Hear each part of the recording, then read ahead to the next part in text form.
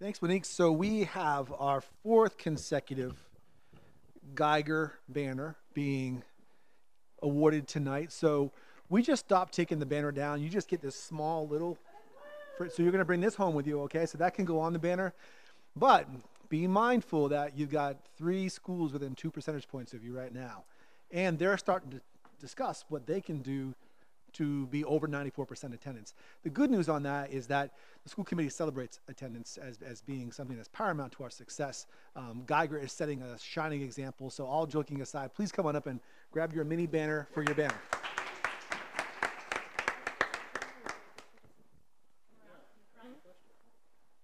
Because we didn't do one. It's for the whole month of December. The whole month.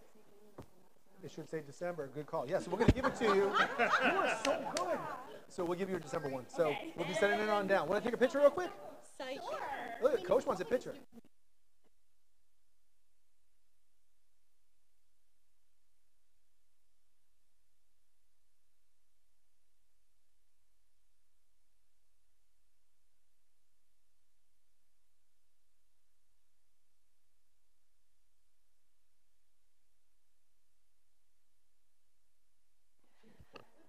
So, psych? No. And also, sounds like they're coming for you, Geiger. So, thank goodness that our students are really stepping up and our teachers, I'm sure, are supporting that effort. Attendance is very, very important. Okay, agenda item number 3, the consent agenda. Are there any items that members want to remove from the consent agenda? Mr. Majoris-Collins? I'd like to remove the minutes from the December 18th, 2019 meeting. Since those shouldn't be in the packet, we will take those out and vote on the consent agenda without them. Any other items? Yeah, the members present for December 18th, Tom Shannon was not there. Is that December 18th or January 11th? Because we're taking the 18th out. Oh, we're taking the 18th out altogether. Oh, Yes, my ma'am. apologies. Yes. Okay, we're good. Why are we taking the 18th out? Because it hasn't been voted on any consent agenda yet. We did that at the January 11th retreat. Okay. Although hearing, no, wait, if there's any objection, okay. Hearing no objection, the consent agenda is adopted. Okay. Agenda item number 4. I gotta read stuff, okay. Oh, right. Superintendent Finn is going to make an announcement. That's not agenda item number 4. Thank you. So as part of the consent agenda, the school committee has approved our first social and emotional learning and equity coordinator in our district, and she is with us tonight. So Aisha Hall, I'm going to put you on the spot. Would you come up and say a few words? We are so proud to have you on the team.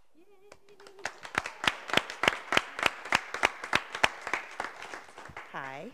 So as you heard, I'm Aisha Hall. I've been in Lewiston for about a year and a half, almost 2 years now, and I did a lot of soul searching as to where I would land my tools, resources, talents, etc. And over the last year and a half, working, I guess, with my children at Geiger, and working closely with the administrative team and a lot of different schools throughout the district. It's an honor to be able to choose Lewiston Public Schools and to be able to give my resources and tools to a district who's so excited about social emotional learning, because I'm a geek about it. So yeah, I'm excited to be here, and I thank you. Also want to just take a moment to recognize the base football coach, which is Aisha's husband, Coach Hall. He's in the house tonight. And finally, just want to thank committee member Megan Parks for participating in the interview process. It's really important to have our committee members as part of these processes, and I really want to thank Megan for stepping up that evening.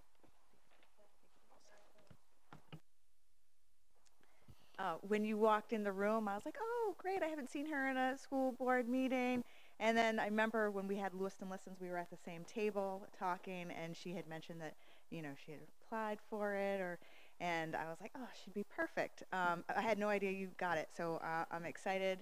Congratulations, and you'll be great. I know you will. Yes, we're all very excited for the position, to have you in it, all of it. So great. Thank you. And thanks for being here. Okay, so actual agenda item number 4, public input. I have to read a little note. Members of the public may address the school committee for up to 3 minutes on non-agenda items now and on agenda items later. Comments that pertain to staff, personnel matters, or a student issue should be directed to the superintendent or appropriate staff member of Lewiston Public Schools. Public comments shall be directed to the school committee and be brief, not repetitive, and related to the matter at hand. Is there anyone from the public who would like to speak on non-agenda items? Okay, I think you had your hand up first if you wanted to go to the podium. Okay.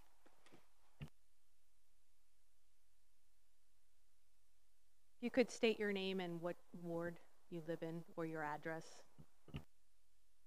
Hi, my name is Michelle Crowley. I'm a teacher at Lewiston High School. I don't actually live in Lewiston, but I do have children that go to school in Lewiston, one at the middle school and one at Farwell.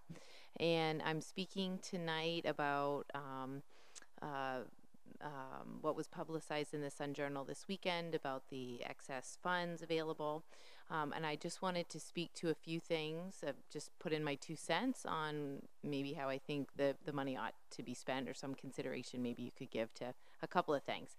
Number one, we're working on a fundraiser to get a girls lacrosse team going at Lewiston Middle School. So far that fundraiser is going okay, but I did want to report to the school committee that some of the feedback I'm getting is, hey, you know, there's this surplus of funds. Why is the school committee not funding this? Why is the school not funding this?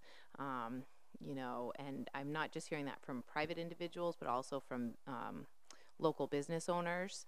So I just wanted to give that feedback. I've tried to explain, you know, that this is part of the process and the bylaws from what we heard about, that there needs to be Booster Club fundraising for a year at least.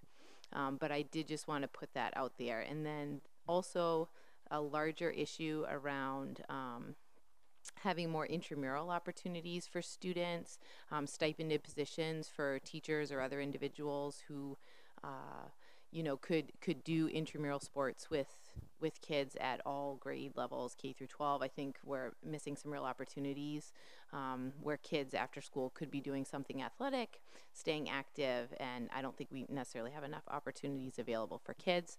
That would be an important thing.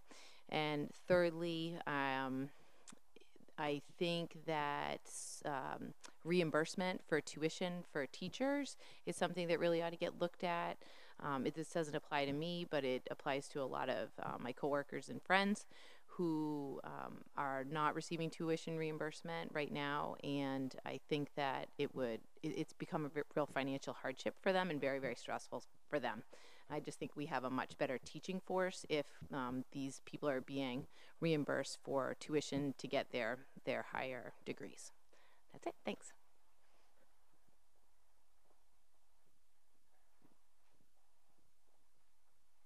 This is on already?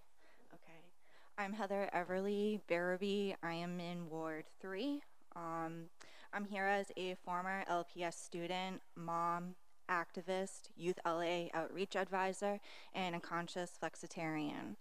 I'm here because support from our local governments is crucial in finding solutions to the climate emergency, and an offset of that is more noticeable to us at this time, food insecurity. We are aware, yet we fail to act. I am here to ask you for an action. My request is that literacy be redefined to allow us to address the dual challenges of both hunger and global warming.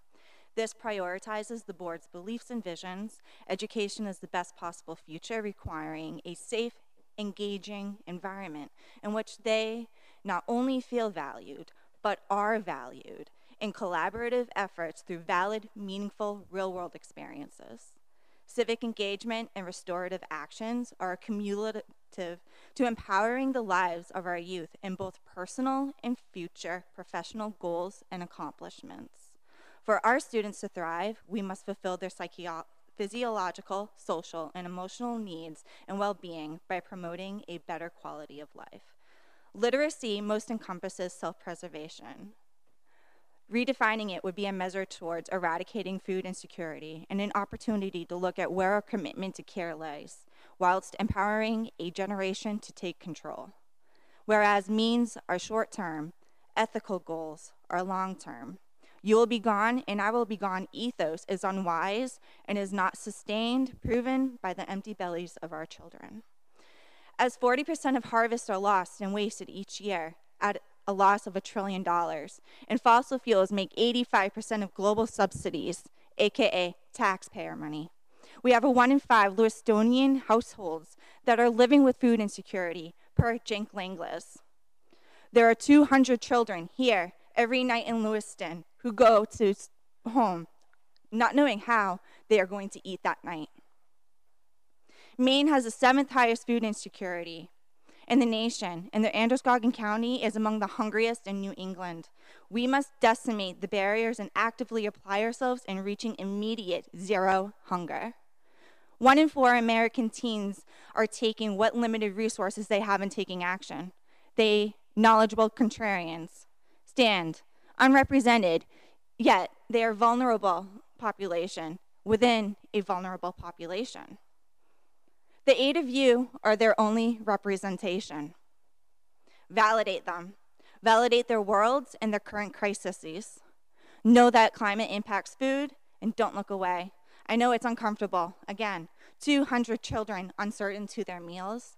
How can we blame people for having an antagonistic relationship with government, law, and order? What our youth learn here and now is what they will transfer to the world around them. We have a local problem, hunger, and the solution or solutions that we may find can contribute to helping global concerns. Challenges create opportunities, say the optimists.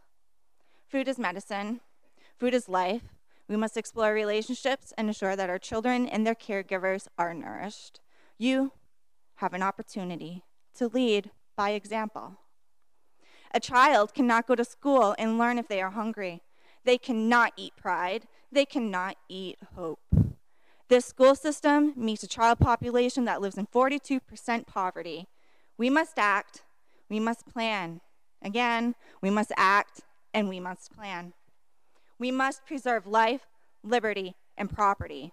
And a first step can be as simple as looking at the language that is leading our policies. Thank you.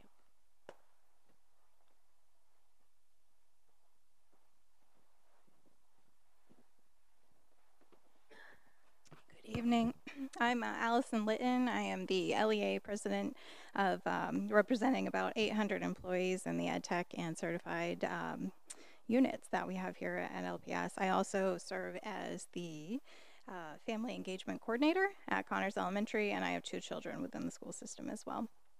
So as I stated, I'm here on behalf of about 800 employees, many of whom have reached out to me since word broke about there being some budget surplus. Lots of opinions around that, and I'm sure you've heard many of them as well, but I just want to go down just a few of them. So a few things I've heard about are the instructional supplies budget cuts that happened last year. The budget was cut 50%. That brought our elementary music and PE budget to $1 per student annually. It brought our art budget to $2 per student annually, and that's at the elementary level. High school courses also saw and have dealt with the effects of the instructional budget shortage, maybe not shortage, but the cuts at least. So 50% is quite a bit to folks that have been planning a curriculum, many of whom didn't know about those cuts until about August. So a few other things that were brought to me, as Michelle had spoken about, course reimbursement. We've been seeing quite a few requests be denied. I'd request that those be looked at again and see if that's something that we could put some funds towards. Necessary training for ELL and special education staff that could occur outside of the school day, where our students won't be affected by their absences. Substitute incentives to help assist with recruitment and hopefully increase our sub-fill rates. Additional efforts towards regular recruitment for open positions that we still see now that it's January. In closing, I just want to say that we stand ready and willing to have a conversation around this and to be collaborative at the table to see if these funds need to be spent, where they could best be spent, and your experts are ready to talk. So, thank you.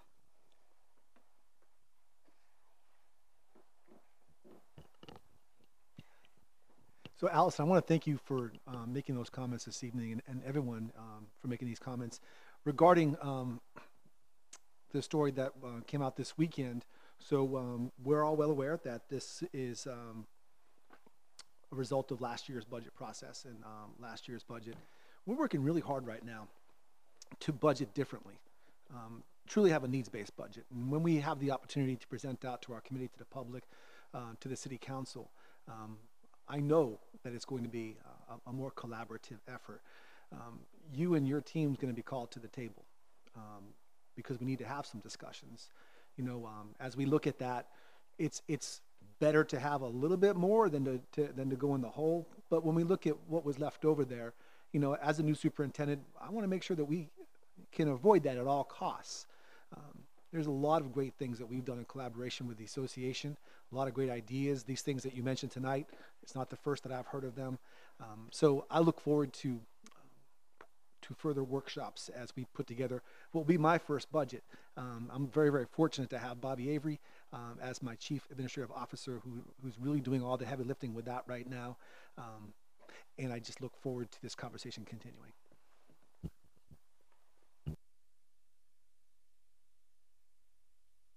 Any others? All right. Agenda item number 5, report from student representatives. Good evening, everyone. Okay, so first and foremost, I would like to congratulate Mr. Greg Cushman of LRTC Electricity for being honored at the Blaine House this past Tuesday night as the main CTE Teacher of the Year. Yeah, of course. And on the topic of LRTC, the Skills USA competition has wrapped up at a local level with competitions including Quiz Bowl, T-shirt design, and welding, and many more that involve trades. And the winners will be competing in Bangor at the state conference this coming March. The digital media department of the high school has been hard at work painting more murals around the school of famous historical leaders to signify the value of difference within the student body and spread their messages. And lastly, today marks the first day of the second semester for LHS students, meaning for some students there's new classes, but especially for seniors, it's the home stretch for graduation. Very exciting. Thank you. Having a senior, I know that's true. Yes, Jake? Super quick, Gemma couldn't be here tonight. Gemma Landry, who's also a student rep. She is on the varsity girls hockey team, and I just heard that she had a hat trick tonight. So,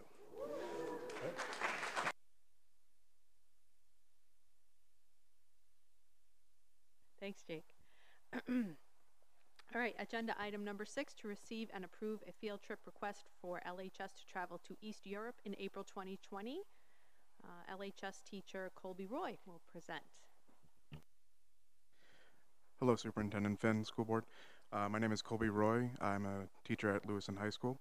I also run the travel club, and I'm seeking your approval to grant us permission to go on the travel club trip this year, this April break, to Eastern Europe. We'll be traveling through Germany, Czech, Poland, Slovakia, Hungary, Austria. So it'll be about 6 countries over a 12-day period. Could you talk about the purpose of the trip for the public, please? Yeah, it's an educational trip to go visit historical sites, cultural places all throughout these areas. We'll be visiting many places throughout Berlin, get to see some of the wreckage from World War II and the rebuilding efforts, the modernization that's gone through there. We'll also get to travel through Dresden, the city that was famously firebombed during World War II. In Poland, we'll get to go check out some cultural sites in Krakow and also visit Auschwitz on the 75th anniversary of the camp being discovered. Going through Budapest, Vienna as well. We'll get to take in some of the music culture that's famous throughout that area of the world as well. Primarily, we focus in on museums, sightseeing. It's an entirely educational trip. Do you need extra chaperones? No, I'm just kidding. Any questions from school committee members? Ms. Parks? I'd like to move that we approve this trip. Second. Any further discussion or questions? All those in favor? All righty, going to Europe. Thank you. Thank you. Colby, would you make sure that you grab the Lewiston flag and take a picture in every country that you go to? Would be happy to. We have a history of leaving our mark on places. Oh no! Not in a bad way. I'm thinking more along the lines of a couple years ago, we made a bit of a pilgrimage to Apple Studios on Abbey Road, and there's a graffiti wall, and there's a big Lewiston High School stamp right on there. So we are international. Approved graffiti, not just any graffiti. Yes. Okay. Thank you. Okay. Agenda item number 7, to receive and approve information regarding the Regional Service Center. Bobby Avery will present. Hello again. So tonight I come before you to have a dialogue about the Regional Service Center, and we're at a place where we would like to perhaps discuss the board member versus the superintendent being the voting member of that service center. So for those of you that don't know about the Regional Service Center, it's something that was enacted by Governor LePage, and the purpose of this is to really consolidate services and to help save money between any of the districts that decide to join a regional service center. And we have 4 in ours, and it's called the Great Falls Regional Service Center. It's us, and it's Auburn, it's Turner, and it's Poland. The contract runs for 2 years, and it started July 1st, 2018, and it ends at the end of this year. And at the time when this first came up, there's subsidy attached to this, and there were these threats made that if you don't join a regional service center, you're going to lose all kinds of subsidy that's attached to your system administration article in the budget.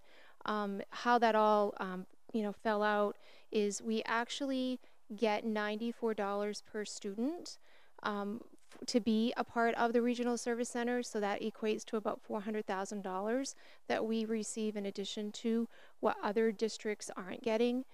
So in my opinion, it's quite worth the effort to do this. The board makeup right now is the superintendent of each district, with the exception of us, and so we have a board member, and Alicia Ray currently sits on that board as a voting member. And so my recommendation, I'm coming before you to ask if this committee is interested, A, in continuing to sit on that board as a voting member, or can we hand that over to Superintendent Finn, much like the other districts are doing as well. So there's that.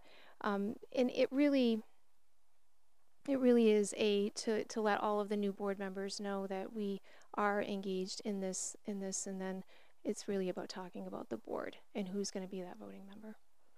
Are there any questions?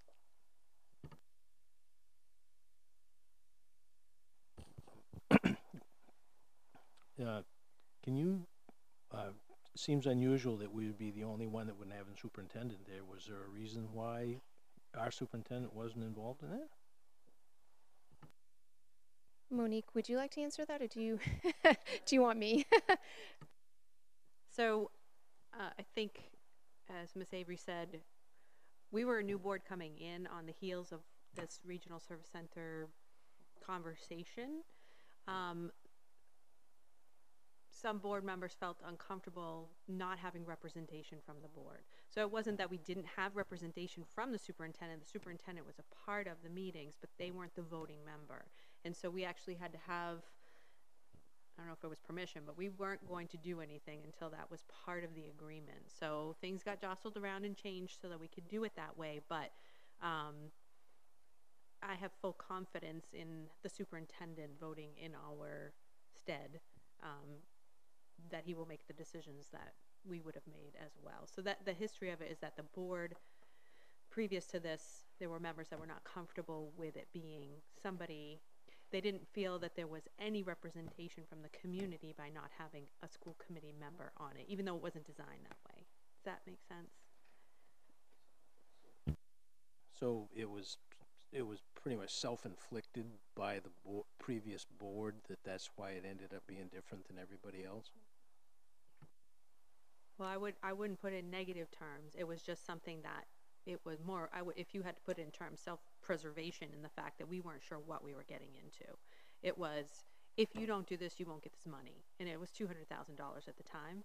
So we wanted some safeguards built in because it was government. And so it wasn't unreasonable to ask, but we were the only ones in our regional service center to ask for this kind of addendum or amendment. And it's up to this board to decide if you feel that we need that. Bobby, did I capture that? You want to add something? No, you captured it quite well. But to that point, and I've already said it once, but the other three districts, the superintendents are the voting members. We have already approved through that board, what our services are, what we're going to contribute to for services so that we can ensure that we maintain that subsidy. And it really is, I'm going to say it's a formality, but it's a little bit more than that. But it makes sense to me that Superintendent Finn would be the one, much like his colleagues. Have the other three superintendents already agreed to rewriting the original contract to take the school board member out and put Superintendent Finn in? Yes. Yep. Yeah, on the agenda it says to receive and approve information regarding the regional service center, so we're not asked to vote on anything today. And would we be voting at some point? I'm not sure it requires a vote. I think it's really, and I don't know if I'm wrong on that, Todd or Monique, but I don't think it requires a vote. It's really informing and getting a feel for how you all feel. Then we would go back to the Regional Service Center board. We'd call a board meeting, and then that's where we would vote then, as a board.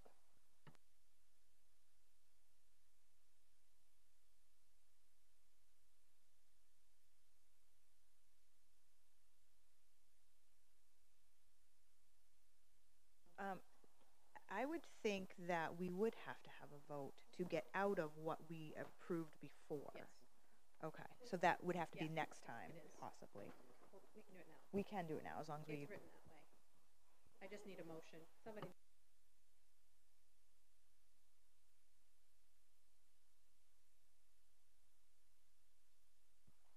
So we've been part of this for 2 years. Can we articulate any benefit in the past 2 years that we've worked on collaborative with the other three districts? Yes, we can. So, and we have to jump through some hoops at the DOE level to be able to articulate that. So as an example, one of them really important to us is that Auburn and Lewiston engaged in or entered into a milk bid, a joint milk bid.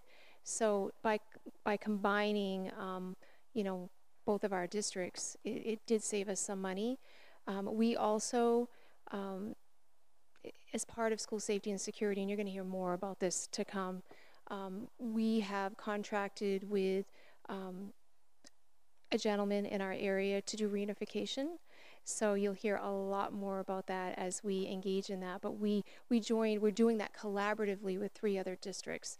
So had we hired that person as a contracted service on our own, it would have cost more.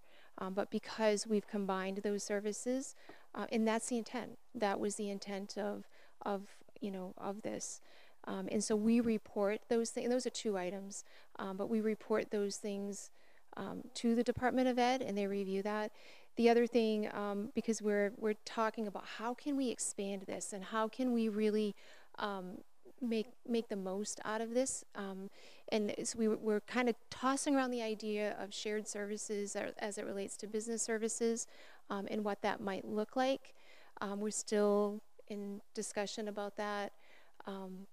we're not done. We're not done with that yet. But if we can go that route, that would be pretty cool too.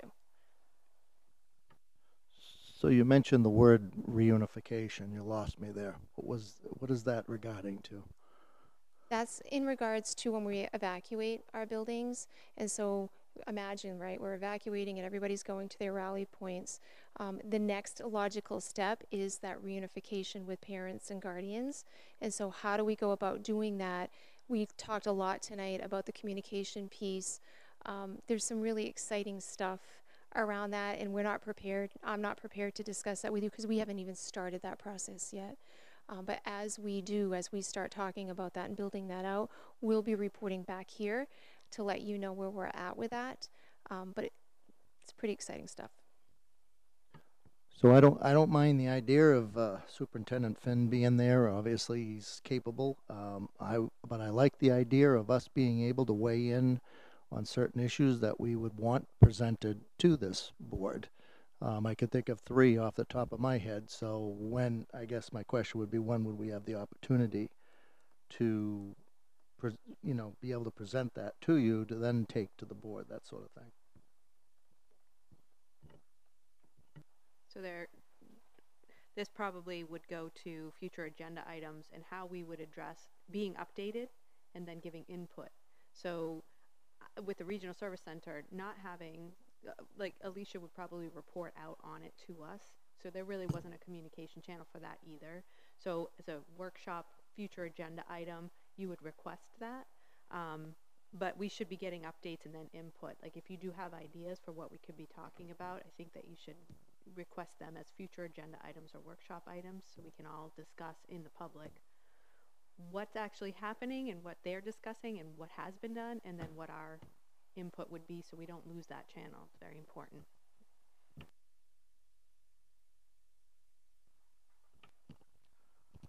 So it seems to me that we trust Superintendent Finn to do all sorts of things, most notably run the district. And there's no particular reason why he ought not be trusted in the same way that the other superintendents are in this regional service center. But it does strike me that it's at least worth reflecting on the fact that the school committee is, if we approve this, reversing its position from 2 years ago. And so I think that, I guess my question would be, was that decision a failure in some way, prompting a need for a change? Or is this, I guess, what's the rationale to change what the school committee did before? It certainly seems like it makes sense, but would it be accurate to characterize that as not a successful decision by the school committee? And others can chime in after. So everything is a learning process. This was new for us, and again, it was a new committee. So I wouldn't ever call it a fail. I would say that it's a learning process. And now that we've established it, seen the players involved, see the kind of communication that's happening, the issues that are being discussed, and knowing that our district is the only one that doesn't have a superintendent as a voting member, which is odd, but that doesn't necessarily mean that is wrong. It just means that at this point in time, understanding the process, we can let go of it a little bit. So it was learning rather than failure. But Ms. Parks, did you want to add anything to that? As a member of the committee 4 years ago, that's when this subject first came up, and it was at the time of the proposed consolidation of Lewiston and Auburn. So there was a lot of questions as to whether or not this was sort of a backhanded way of combining Lewiston and Auburn's municipal functions. So there was a lot of questions about that. And then the new committee came on that Tanya and Monique were part of, and just like now, we had a lot of turnover of board members. So there were members who didn't know anything about it, and there were members who had a lot of questions about it from before. So I think that we all sort of came up with a plan to have a board member on it just for an added security, as we were going into something new. And I think it was probably, most board members at the time, obviously we voted on it, and most board members felt it was necessary at the time. But now that we're 2.5 years into it, I think that it's probably completely fine to go ahead with the superintendent the way it was planned to be to begin with.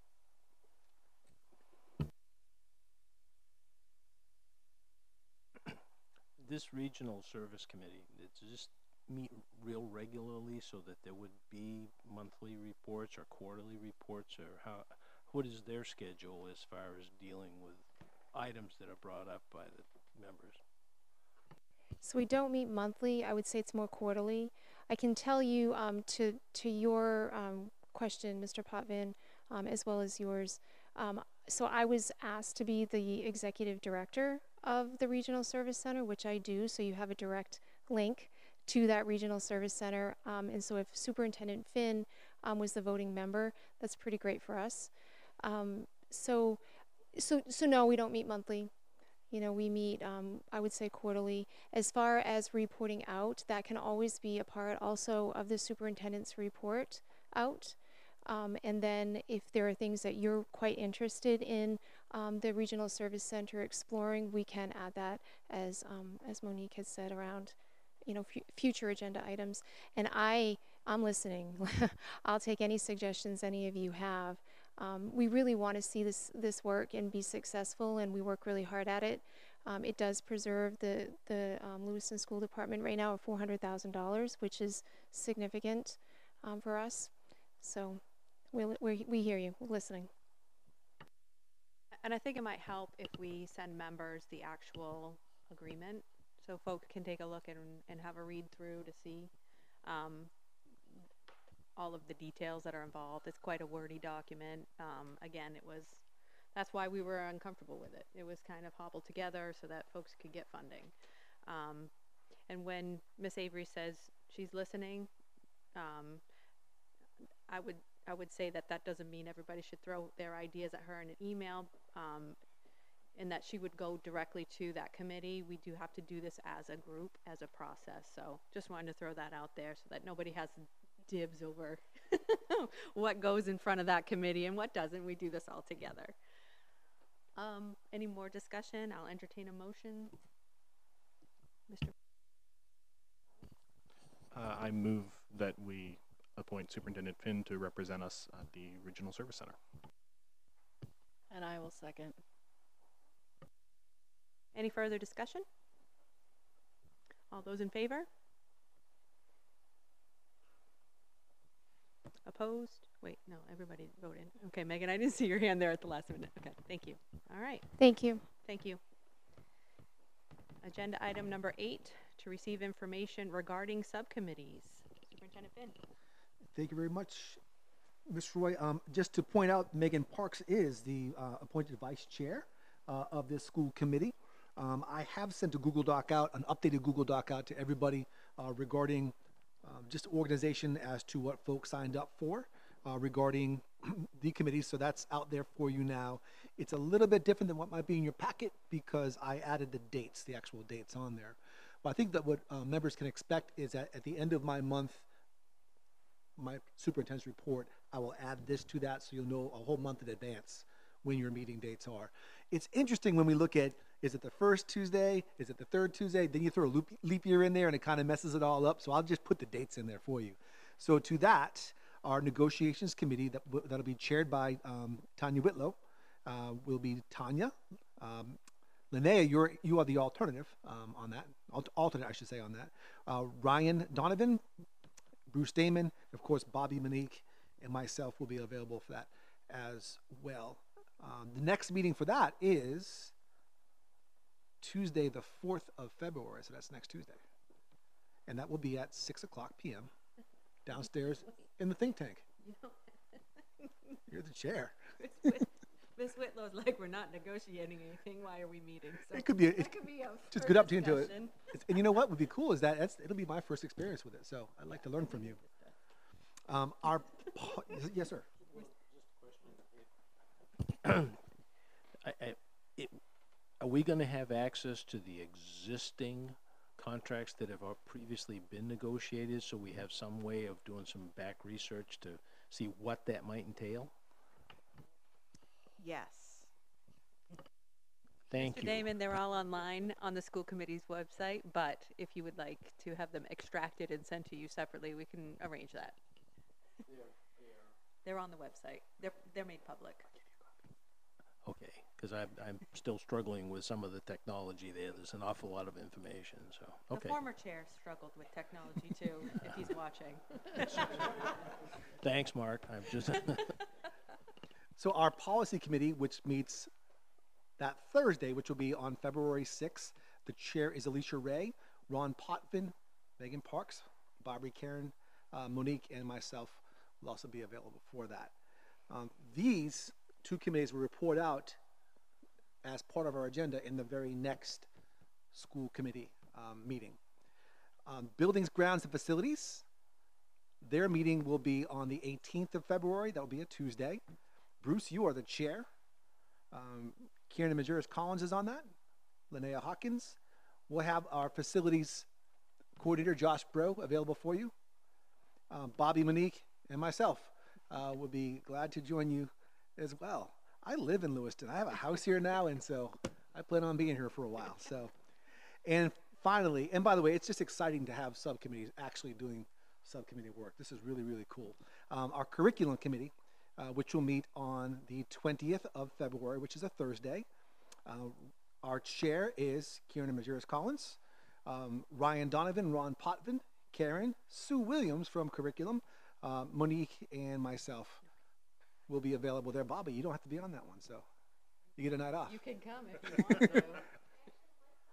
Come on and join us. Type her name in quick. It's going on right now on a Google Doc for all to see. And this is just the beginning. There may be others who are invited, especially like for the curriculum meeting. Obviously, we want teachers, but we want these to be as inclusive as need be, and that's a big one. So, and also I just wanted to have a round of applause for Megan Parks being the vice chair.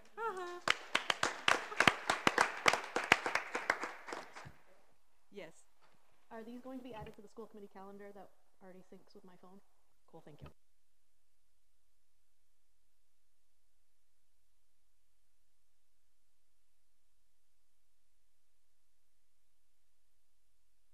I actually looked today. They're all there except for the curriculum meetings. So those need to be added because I was looking for when I was supposed to be available to meet Megan, so I understand.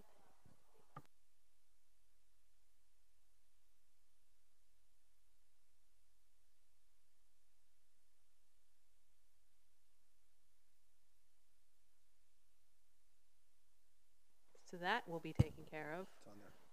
Yes, Mr. Damon. Jake. Not Jake. Could we make sure that the expansion committee doesn't clash with that?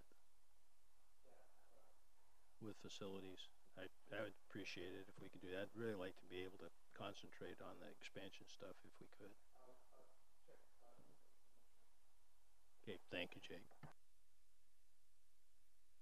A good point. It's hard to schedule all these meetings without them conflicting with other meetings.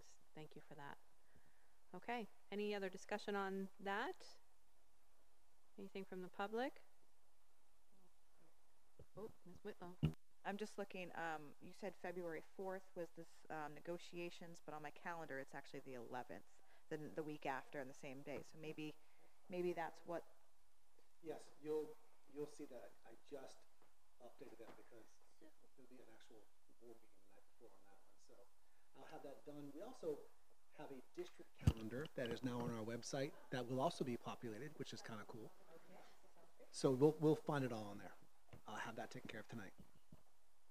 Or tomorrow is okay. If I don't type it up tonight, it doesn't come out right. So. Okay. Any other? All right. Agenda item number 9. Report from City Council representative. She's not here. Report from school committee chair.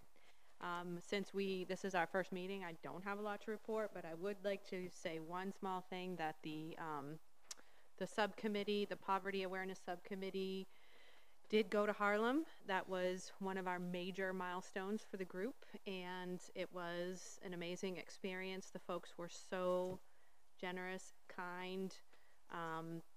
They really answered a lot of our questions and showed us everything. So you will get a big report about that, as well as some newspaper articles out of it. But we're excited we're meeting again on Thursday to debrief some of that.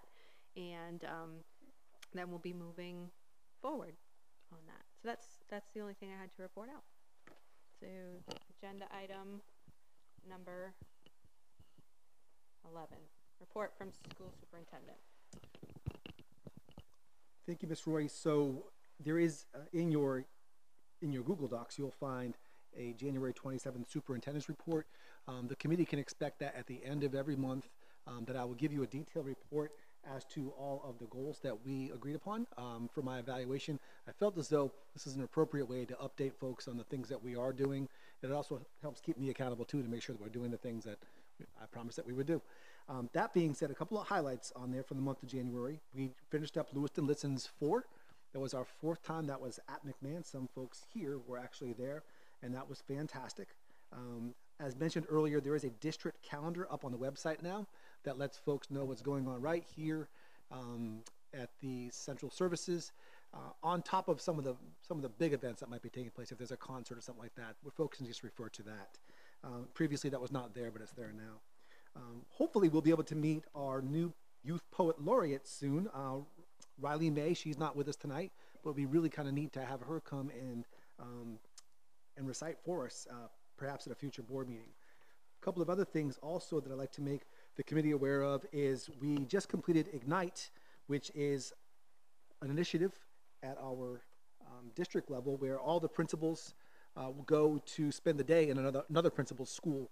Lewiston Middle School was the first school. This was last Thursday, and the middle school provided essentially a buddy for all of our principals. They got to spend, and myself included, we got to spend a day with a Lewiston Middle School learner. We followed their schedule and got to really see school through the eyes of our kids. Tomorrow, during our principals meeting, we're going to talk about what was your day like. I had a fascinating day on that day. Lots of things that maybe I'd forgotten about.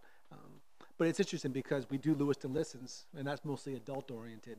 This is more Lewiston Looks, and we can see what school's like through the eyes of our kids.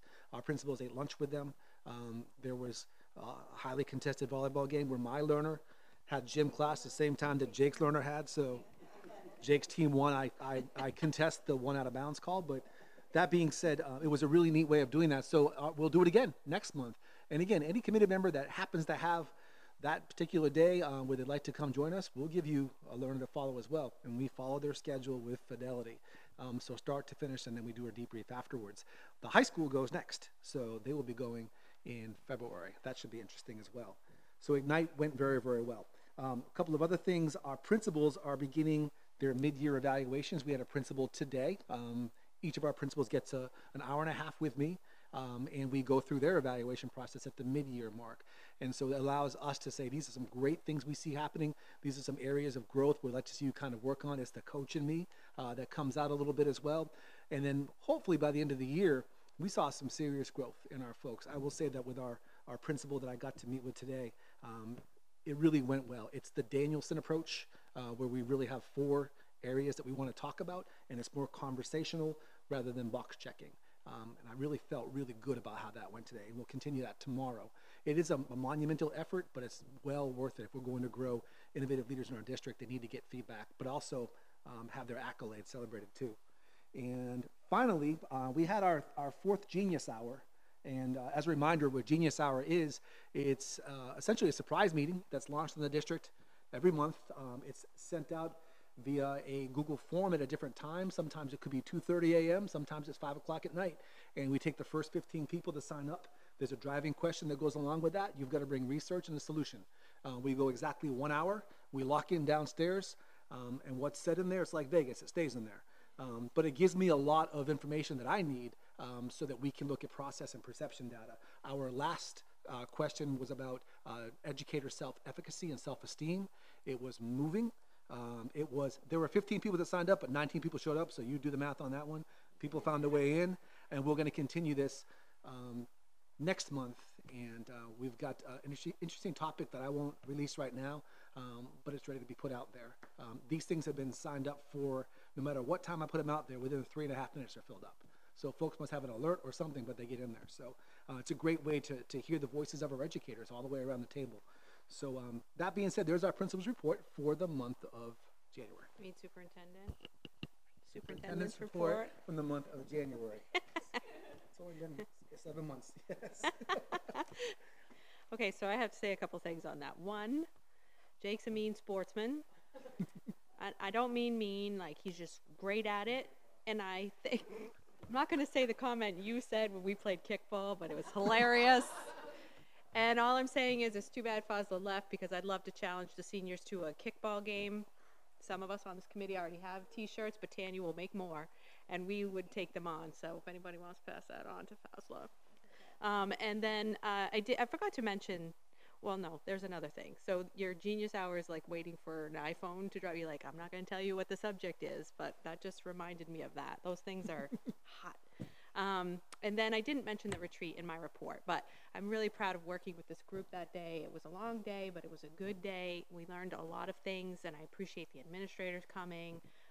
We had a great presentation from lawyers talking about what our roles are, and then getting into the nitty-gritty of our goals and values. I mean, I think we had 22 goals or something like that as a committee previously, and we really want to narrow that focus down to 4 with some objectives, and that's our goal, is to make these actually measurable and doable. So that hard work has just begun, and know that this committee is committed. We'll be doing half-day Saturdays once a month to really work through that and just make sure that it doesn't fall off. And there's a lot of policy work that hasn't been touched for a while. That stuff is being reviewed right now from MSMA, and then we're picking that up from there to say, these are the ones that just need a dusting off. These are the ones that, oh my God, you know, and these are the ones that haven't been created yet. You better hurry up. So we have a lot of work to do as a committee, but this group is definitely on board to get it done. So I'm sorry I didn't mention those things when it was my turn. So future agenda items. Oh no, school committee community announcements. Do you have any? Usually do.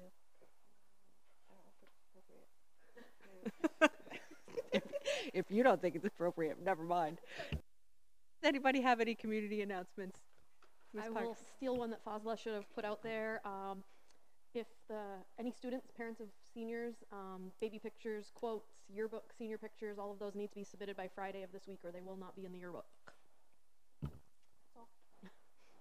If you want to embarrass your kid, hurry up. Okay. Any other things? No? Okay.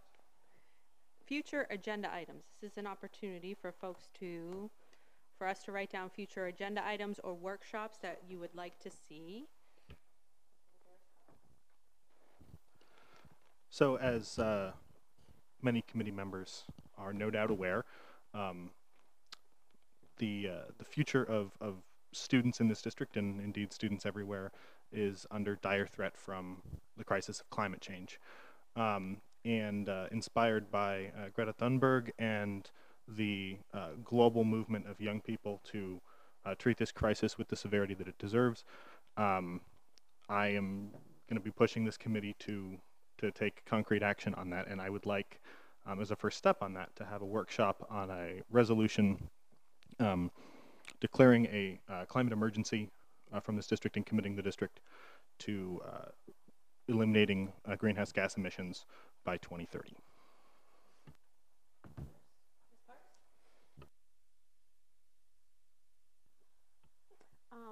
I know I had asked before, it was on a previous list, but with the new committee, I'd like to get a presentation on our bullying policies and what we're doing in the district to address those issues. Thank you.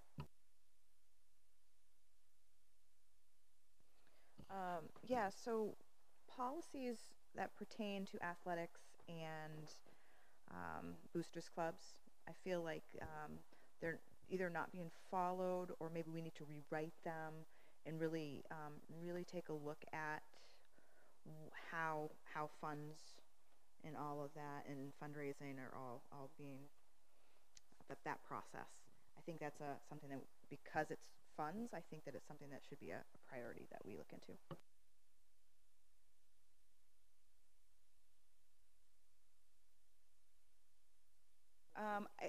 Fuller and middle school, I think, is more important, almost, or maybe not more important, but I think they're lacking in those boosters, in the structure, and that would benefit them. Yeah.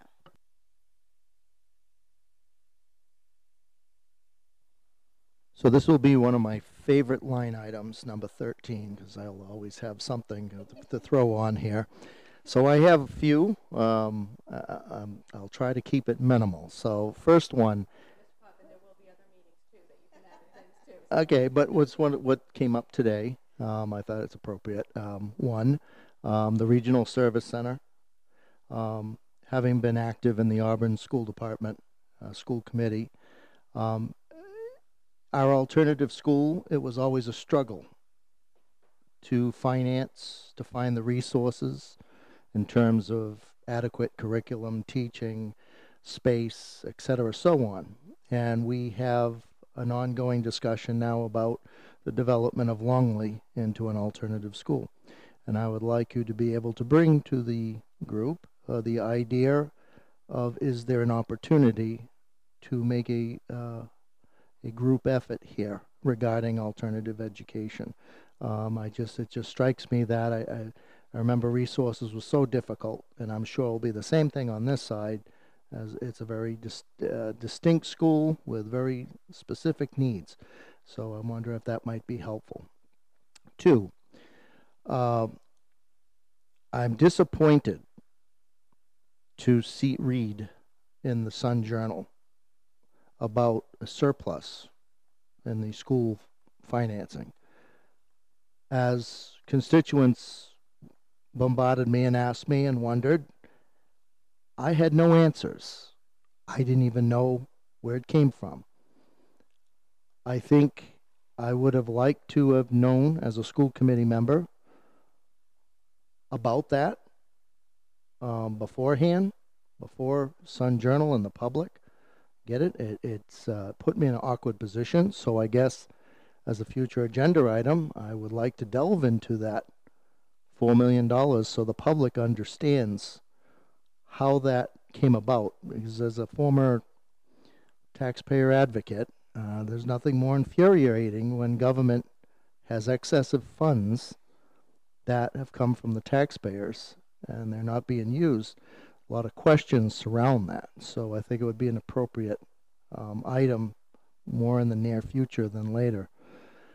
The big one, third one, and I raised this one, and I raise it now because of the far-reaching implications that this item holds. And that is, as we begin our budget discussions and we talk about resourcing and what we're going to focus on and how we're going to improve different areas, the idea that I want to discuss is basically one that will have facilities implications, alternative school implications, special needs implications, providing greater opportunities to the students than what we have now, and also overcrowding in the school. And that item I want to discuss, and I think it needs to be in the forefront, is the idea of a 6th grade being added to the middle school. Because of so many items that will be coming up in the next 6 months that we need to plan for. If there is some traction, there are ideas that can start, we should have that in the back of our minds. And I think, I certainly would love to expand on that when the time comes. And I think land acquisition, there's so many things that are more prevalent sooner than later. So with that, I'll leave it at 3. So, Mr. Potvin, Can you push a button? Mr. Potvin, thank you for those items. I want to be clear, and I think that everyone here knows that the surplus that was reported deals with last year's budget and spending from last year, nothing to do with this year. It's nothing that I can touch, but it's there. It was reported out publicly in open session in November with the auditor actually going over great detail. The Sun Journal was here in the front row, and I was shocked to see that there was no story on that. This story came out on Saturday after 4 months or so have passed since it was actually reported in open session. That can be viewed on YouTube. We still have it up there, where I believe that the auditor did a phenomenal job talking about where it came from, and this is what's happened over a couple of years.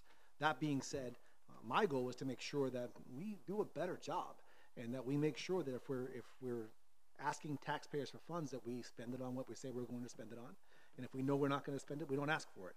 It is a conservative approach to things, but I do believe that it's the right way to do it.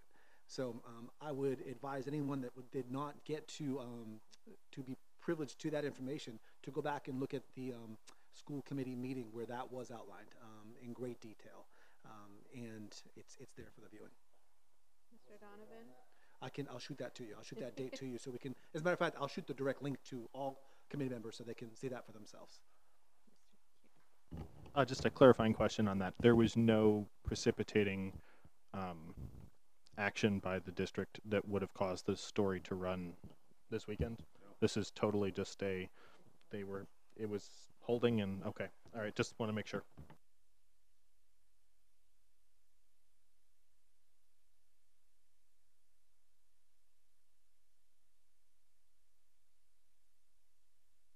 Any other items? All right then. So, oh yeah, here's an executive session one. I got to read things. Excuse me for a second. I lost my scroll. Okay. Agenda item number 14, to enter into executive session to discuss a personnel matter in accordance with 1 MRSA 4056A. So moved. Thank you very much. We will move into executive session. There will not be any other items after. Oh yeah, all those in favor? Thank you. We'll move into executive session.